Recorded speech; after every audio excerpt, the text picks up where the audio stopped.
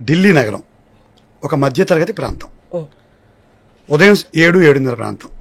ఒక చిన్న ఇంట్లో ఒక 94 సంవత్సరాల వృద్ధుణ్ణి ఆ ఇంటి ఓనరు బయటికి గెంటేస్తున్నాడు.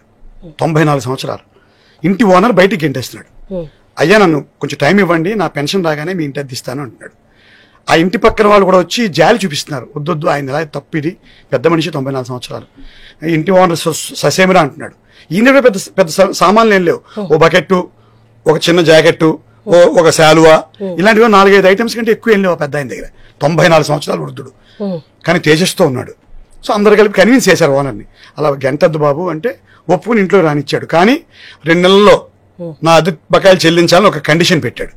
ఈ విషయాన్నంతా అటుగా వెళ్తున్న ఒక జర్నలిస్ట్ చూశాడు.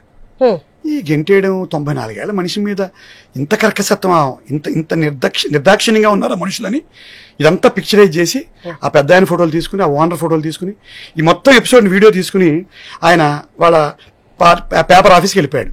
వెళ్ళి ఎడిటర్ని కలిసి ఈ ఫోటోలు వీడియోలు ఆయనకి ఇచ్చాడు. ఇది మన దాంట్లో పబ్లిష్ చేయండి సార్. ఆ మనుషులు ఎంత దారుణంగా తయారంటే అప్పుడు ఎడిటరు ఆ ఫోటోలు చూసి ఒక్కసారిగా షాక్ గురయ్యాడు, దిగ్భ్రాంతి, కళ్ళు పెద్ద చేసి, నీకు ఈయనెవరో తెలీదా అన్నాడు ఈ జర్నలిస్ట్. నాకు తెలియదు సార్, కొత్తగా వచ్చాను. ఈయన 2 సార్లు ఆపద్ధర్మ ప్రధానమంత్రి భారతదేశానికి.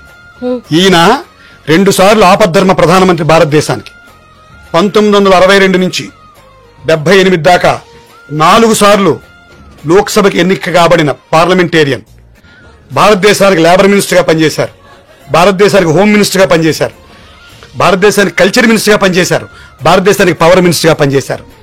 Indian National Trade Union Congress ఐఎన్టీయూసీకి రూపకర్త అయిన, బ్రిటిష్ కాలంలోనే బ్రిటిష్ ప్రభుత్వంలోనే బొంబాయి ప్రావిన్స్కి అసెంబ్లీకి స్పీకర్గా పనిచేసిన ఒక గొప్ప వ్యక్తి. ఈయన తెలీదా నీకు? ఈయన నమ్మలేదు. ఊరుకోండి సార్, మీరు 94 సంవత్సరాలు వచ్చాయి, నా భారతదేశానికి ప్రధానమంత్రిగా పనిచేసిన చిన్న అద్దెంట్లో ఉండడం ఏంటి, అద్దెగట్లా గెంటేయడం ఏంటి?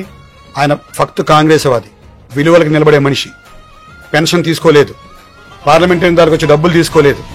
ఆయనకు వచ్చేదో 90,000 ధైర్యం వస్తే అదంతా కూడా రాజస్థాన్లో ఒక కుగ్రామంలో బాలికలకు ఉపయోగించమని ఒక ఆదేశం ఇచ్చాడు గవర్నమెంట్. అటువంటి మనిషి ఆయన. ఎవరు సార్ ఆయన? గుల్జారీలాల్ నందా.